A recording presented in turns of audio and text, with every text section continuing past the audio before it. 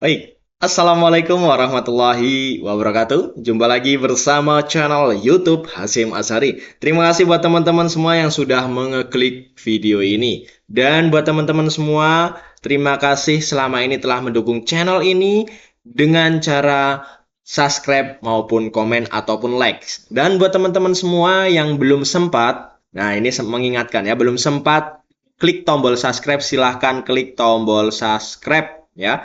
Klik tombol subscribe itu tidak akan merugikan teman-teman semua.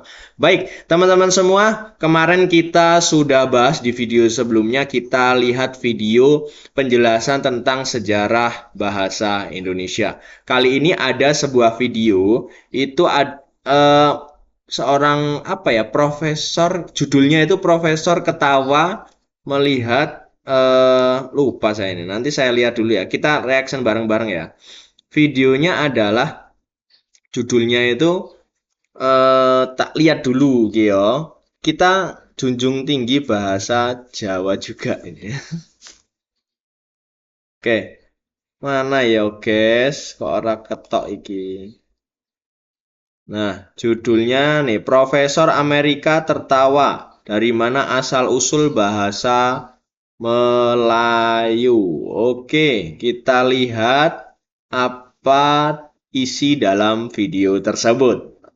Buat teman-teman semua, jangan beranjak dulu, mari kita tonton bersama. Oke, kita langsung saja ke videonya. Check it out. Kita hanya dapat menduga berdasarkan mungkin kata-kata pinjaman yang terdapat dalam misalnya bahasa daerah. Susah kita menyusuri misalnya pengaruh bahasa Melaka terhadap dialek Melayu lain. Karena pertama Pengaruh bahasa Melaka terhadap dialek Melayu. Yuk. Kita tidak tahu sebenarnya bahasa Melayu di Melaka pada abad yang ke-15. Seperti yang dikatakan oleh profesor ini, bagaimana sebenarnya pembentukan bahasa Melayu di masa silam? Mulai dari bahasa Melayu kuno hingga bahasa Melayu modern saat ini. Atas dasar sebuah sejarah panjang mulai dari zaman Austronesia, hingga saat ini menjadi pecahan-pecahan negara, dan perubahan bahasa di dalamnya. Asal mula bahasa Melayu sebenarnya berasal dari bahasa Proto-Melayu Polinesia, yang merupakan cabang dari rumpun bahasa Austronesia. Rumpun bahasa Austronesia mencakup beragam bahasa yang dituturkan di kawasan Kepulauan Asia Tenggara, Oseania, hingga Madagaskar pada masa itu. Bahasa Melayu memiliki sejarah yang panjang dan kompleks di zamannya, sebelum terpecah belah. Awalnya bahasa Melayu merupakan bahasa asli yang dituturkan oleh suku Melayu di wilayah timur Sumatera, Semenanjung Malaya, dan sekitarnya. Kembali lagi, wilayah timur Sumatera. Ya, oke, kita lanjut. Bahasa Melayu telah ada semenjak lebih dari 1000 tahun yang lalu. Selama berabad-abad, bahasa Melayu mengalami pengaruh dari berbagai kebudayaan dan bahasa lain, seperti bahasa Sanskerta, bahasa Arab, bahasa India, bahasa Jawa dan bahasa Cina. Ini nggak nyangka, saya benar-benar nggak tahu kalau pengaruhnya juga ada bahasa Jawa juga tadi ya yang ini nih. Selama berabad-abad, bahasa Melayu mengalami pengaruh dari berbagai kebudayaan dan bahasa lain, seperti bahasa Sanskerta, bahasa Arab, bahasa India, bahasa Jawa dan bahasa Jawa.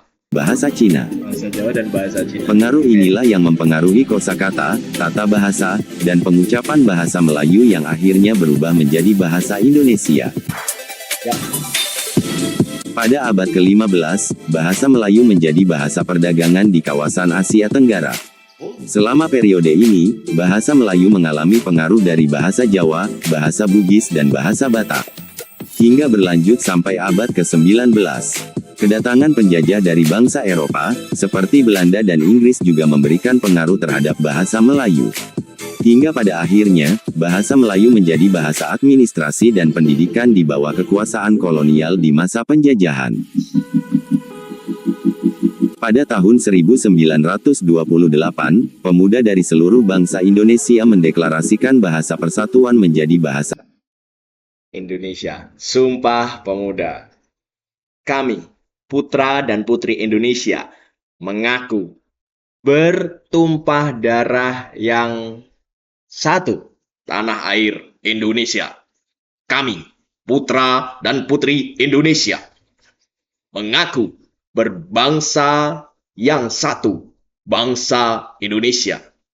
Kami, putra dan putri Indonesia, menjunjung bahasa persatuan, bahasa Indonesia. Oke, merinding. Merinding guys, lanjut ya. Aduh, merinding. Itu adalah salah satu perjuangan dari pahlawan-pahlawan kita guys. Indonesia, hingga berlanjut pada tahun 1945 setelah kemerdekaan, bahasa Indonesia ditetapkan menjadi bahasa nasional sebagai bukti persatuan bangsa Indonesia. Dan pada tahun 1957, dengan kemerdekaan Malaya dari hasil perundingan penjajahan Inggris, bahasa Melayu dijadikan bahasa resmi negara, yang dikenal sebagai bahasa Malaysia kala itu. Sejak saat itu, bahasa Indonesia dan bahasa Malaysia telah mengantara, yang dikenal sebagai bahasa Malaysia kala itu.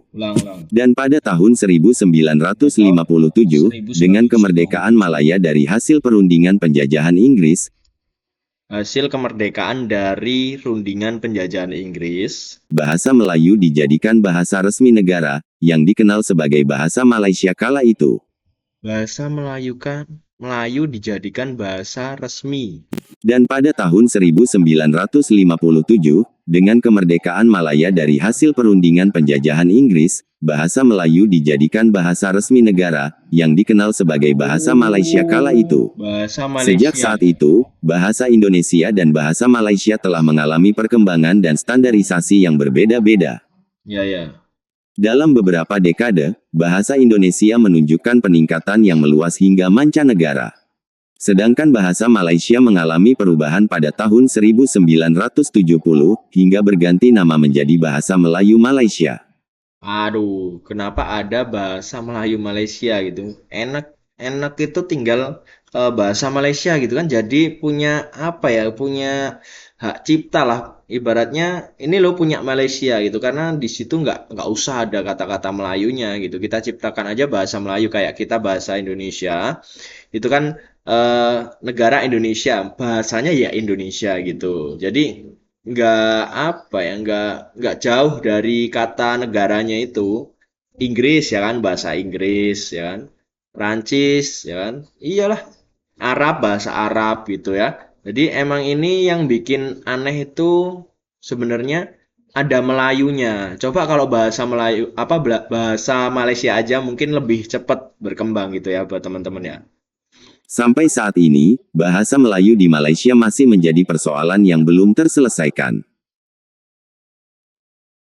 Dan menurut beberapa teori lainnya, asal-usul bahasa Melayu tidak dapat dijelaskan secara pasti. Akan tetapi bahasa Melayu diyakini berasal dari keluarga bahasa Austronesia yang dituturkan oleh suku-suku pribumi di Kepulauan Nusantara. Beberapa teori menyebutkan bahwa bahasa Melayu berasal dari sebuah proto-bahasa yang dituturkan oleh penduduk pribumi di wilayah pesisir Kalimantan dan daratan utara Sulawesi sekitar 4.000 sampai 5.000 tahun yang lalu. 4.000 sampai. Dari sini bahasa Melayu kemudian menyebar ke beberapa wilayah di Kepulauan Nusantara, yang sekarang menjadi wilayah Indonesia, Brunei, Singapura, Malaysia dan selatan Thailand. Pada awal abad ke-7 Masehi, pengaruh budaya dan bahasa Sangsekerta dari India masuk ke wilayah Nusantara. Pengaruh ini juga mempengaruhi perkembangan bahasa Melayu, terutama dalam hal kosakata dan sistem penulisan. Ya. Dan berabad-abad pula, bahasa Melayu terus berkembang dan mengalami pengaruh dari berbagai kebudayaan dari bangsa Eropa, Arab dan Persia. Terutama setelah wilayah Nusantara menjadi pusat perdagangan internasional. Dan pada abad ke-19, bahasa Melayu mengalami standarisasi dan perubahan menjadi bahasa Melayu rendah, yang kemudian menjadi bahasa Melayu modern, atau yang dikenal dengan sebutan bahasa Indonesia. Sedangkan bahasa Melayu yang digunakan saat ini di Malaysia, berbeda dengan bahasa Melayu yang digunakan di masa lampau. Bahasa Melayu yang digunakan saat ini, masih mengandalkan kata-kata yang berasal dari Arab, India, dan campuran bahasa Inggris. Ya, ya, ya, ya. Jelas. Jadi sebenarnya tidak ada dokumentasi sebelum 1511 yang dapat kita akses. Kita tidak tahu tentang bentuk bahasa maupun dialek. Bahasa dan dialek dua perkara yang berbeza. Jadi kita hanya dapat menduga berdasarkan mungkin kata-kata pinjaman yang terdapat dalam misalnya bahasa daerah. Susah kita menyusuri misalnya pengaruh bahasa Melaka terhadap dialek Melayu lain, karena pertama kita tidak tahu sebenarnya bahasa Melayu di Melaka pada abad yang ke-15, zaman kegemilangannya itu. Bagaimana emang tidak tahu bahasa Melayu di Malaka itu kayak mana itu kita nggak tahu. Ya, mana kita tidak tahu, kita cuma ada teks bertulis, jadi belum tentu itu menunjukkan penggunaan bahasa secara lisan di Malaka.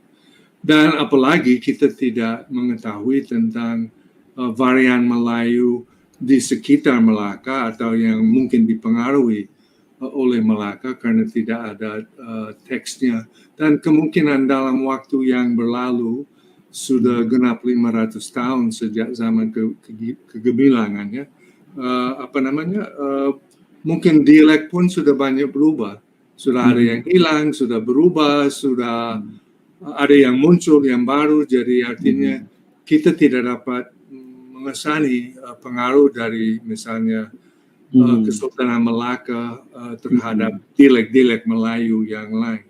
Tapi kalau kita lihat bahasa daerah, walaupun tidak ada dokumentasi yang berasal dari abad yang ke-15 atau awal abad ke-16, kita boleh misalnya melihat kata pinjaman dari bahasa Melayu ke dalam bahasa daerah yang mungkin menunjukkan tanda bahwa ini peminjaman yang sebelum abad ke-17. Jadi misalnya saya pernah buat penelitian tentang salah satu bahasa yang dituturkan di Pulau Ambon, kira-kira 3.000 km dari sini, di Provinsi Maluku di Indonesia Timur. Jadi dalam bahasa Asilulu, kata-kata pinjaman dari bahasa Melayu yang baru masih mengekalkan huruf B misalnya, atau huruf-huruf tertentu yang dulu tidak ada di dalam bahasa itu. Jadi misalnya bahasa Asilulu tidak memiliki huruf B, hanya huruf P. Jadi kalau kata-kata yang baru dipinjam misalnya dari bahasa Indonesia atau pada abad ke-17 dari bahasa Portugis atau pertengahan abad ke-16 bahasa Portugis juga seperti bendera dan sebagainya, itu akan kita lihat huruf B. Tetapi kata-kata lain yang mungkin dipinjam dari bahasa Melayu sebelum pertengahan abad ke-16, apalagi abad ke-17, jadi katakanlah sebelum tahun 1540 kita akan menemukan beberapa perkataan yang tidak memperlihatkan kata B, bunyi B dalam kata yang biasanya ada B. Contohnya misalnya dalam bahasa Asilulu, puka. Menurut Profesor Ahli Bahasa Melayu Polinesia ini, belum diketahui secara pasti asal bahasa Melayu di era masa lampau. Bagaimana menurut Anda? Oke, ya, kita sudah reaction video dari teman kita, salah satu channel YouTube teman kita. Nah, kita sudah lihat ya dari awal sampai akhir ya. Semoga teman-teman yang nonton ini tidak di-skip, jadi supaya paham ya. Jadi supaya paham video dari awal sampai akhir itu apa yang teman-teman semua ambil atau bisa tangkap, itu nanti kita bisa bertukar pikiran ya. buat teman-teman bisa langsung sampaikan apa yang ditangkap atau tanggapan dari teman-teman semua, silahkan di share ke kolom komentar ya. Dan kemudian terima kasih buat teman-teman yang sudah nonton dari awal sampai akhir, dan yang sudah subscribe, terima kasih banyak, luar biasa saya berikan kepada teman-teman semua. Dan juga yang belum subscribe ya, buat teman-teman yang sudah nonton tapi sering nonton tapi belum subscribe atau lupa, silahkan bantu klik tombol subscribe, dan bila perlu teman-teman semua klik tombol lonceng ya, supaya nanti ketika saya upload video teman-teman ada notifikasi, bisa lihat bahwa saya upload video. Kemudian teman-teman semua, ini adalah setiap video ini adalah untuk kita menambah ilmu, menambah wawasan baru, menambah pengetahuan sejarah-sejarah tentang bahasa ataupun sejarah negara Indonesia maupun Malaysia, atau sejarah bahasa Indonesia dan bahasa Melayu ya. Jadi teman-teman semua, silahkan, ini hanya untuk edukasi, untuk penambah ilmu, jangan dibuat untuk ajang perdebatan atau ajang perseteruan ya, ajang untuk saling beradu argumen ya. Nanti timbulnya adalah perpecahan atau pro kontra lah, intinya nanti timbul bentrok itu ya. Jadi buat teman-teman semua, terima kasih dan tetap jaga silaturahmi kita, dan jangan lupa bila bermanfaat share video ini, dan saya akhiri, wassalamualaikum warahmatullahi wabarakatuh.